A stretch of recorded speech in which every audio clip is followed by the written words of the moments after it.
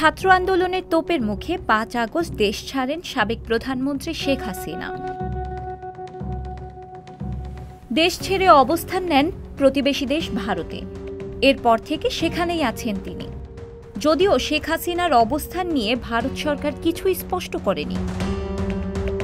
সম্প্রতি ব্রিটিশ সংবাদ মাধ্যম ফিনান্সিয়াল টাইমস জানিয়েছে, রাজধানী দিল্লিতে মেয়ের সঙ্গে থাকছেন হাসিনা। বাংলাদেশের সাবেক প্রধানমন্ত্রী শেখ হাসিনার মেয়ে সাইমা ওয়াজেদ বর্তমানে বিশ্ব স্বাস্থ্য সংস্থার দক্ষিণ পূর্ব এশিয়ার আঞ্চলিক পরিচালক,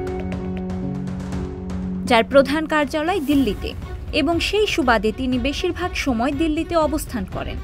এমনকি দলবল নিয়ে দিল্লির অন্যতম অভিজাত পার্ক লোদি গার্ডেনেও ঘুরতে দেখা গেছে সাবেক প্রধানমন্ত্রীকে। 18 সেপ্টেম্বর বুধবার সংবাদ মাধ্যমটি বলেছে, গত মাসে ছাত্র জনতার গণ অভ্যুত্থানে বাংলাদেশের সাবেক প্রধানমন্ত্রী পালাতে বাধ্য হওয়ার পর থেকে নয়াদিল্লির নৈশভোজের অনুষ্ঠানগুলোতে যে ইস্যু আলোচনার বিষয় হয়ে উঠেছে তা হল শেখ হাসিনা এখন কোথায়। গত 5 আগস্ট বিক্ষোভকারীরা যখন তার ঢাকার বাসভবনের দিকে মিছিল সহকারে এগিয়ে যাচ্ছিল, তখন হাসিনা পদত্যাগ করেন এবং বাংলাদেশি সামরিক বিমানে করে ভারতে গাজিয়াবাদের কাছে একটি বিমান বাহিনীর ঘাঁটিতে নামেন।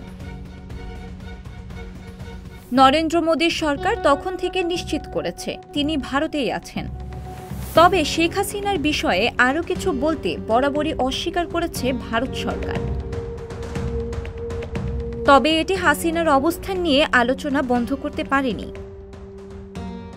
এর আগে 15 আগস্ট 1975 সালে শেখ মুজিবুর রহমান এবং তার পরিবারের অধিকাংশকে ঢাকায় অভ্যুত্থানে হত্যা করার পর শেখ হাসিনা ও তার বোন শেখ রেহানা বেশ কয়েক বছর ভারতে আশ্রয় নিয়েছিলেন।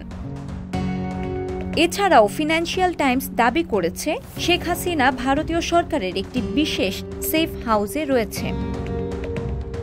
ডক্টর মোহাম্মদ ইউনূসের নেতৃত্বাধীন অন্তর্বর্তীকালীন সরকার গত জুলাই আগস্টে আন্দোলন বিক্ষোভের সময় শত শত মানুষের হত্যাকাণ্ডের জন্য তার বিরুদ্ধে মামলা করা হয়েছে। ভারত ও বাংলাদেশের মধ্যে একটি প্রত্যর্পণ চুক্তিও রয়েছে, যা 2013 সালে হাসিনা সরকারের সময়ই স্বাক্ষরিত, যেটি তত্ত্বগতভাবে সাবেক প্রধানমন্ত্রীর বিরুদ্ধে ব্যবহার করা যেতে পারে যদি বাংলাদেশের নতুন সরকার তাকে গ্রেফতার করতে চায়। এ নিয়ে আইন উপদেষ্টা আসিফ নজরুল ফিনান্সিয়াল টাইমসকে বলেছেন, ভারতের সাথে স্বাক্ষরিত প্রত্যর্পণ চুক্তি অনুযায়ী আমরা তাকে বাংলাদেশের কাছে প্রত্যর্পণের দাবি জানাতে পারি।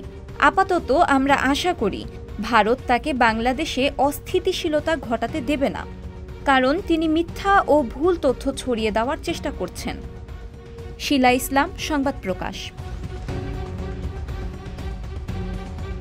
সংবাদ, ফিচার ও অনুষ্ঠানের জন্য ভিজিট করুন সংবাদ প্রকাশের ওয়েবসাইট এবং যুক্ত থাকুন ফেসবুক পেজ ও ইউটিউব চ্যানেলের সঙ্গে।